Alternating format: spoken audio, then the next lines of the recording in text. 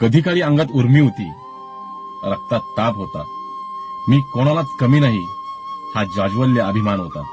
त्याच उर्मीने काही चुकाही झाल्या. कोणी धडक दिली तर आपण ढकलून दिले आणि कोणी आवाज चढवला तर आपण हात उचलला. त्यावेळी वाटलं कदाचित हेच मर्दानगीचं लक्षण आहे.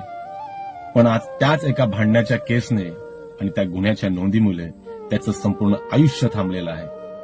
पोलीस भरतीमध्ये त्याचं नाव येत नाही, कारण त्यावेळेस आडवा येतो तो त्याचा भूतकाळ. त्याचा भूतकाळच त्याच्या आजच्या पात्रतेला अडवतोय.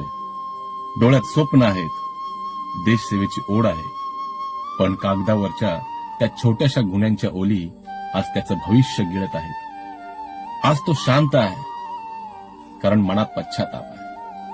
त्या दिवशी जर थांबलो असतो तर आज गणवेशात असतो. हीच विचारधारा आज त्याच्या डोळ्यामध्ये अश्रू आणते. मित्रांनो, बाहीगिरीने काही काळ लोक टाळ्या देतील, पण बदलाने समाज सलाम करेल. तुमचा राग, तुमचं सामर्थ्य त्या चुकीच्या वाटेवर न जाता योग्य मार्गावर वापरला पाहिजे.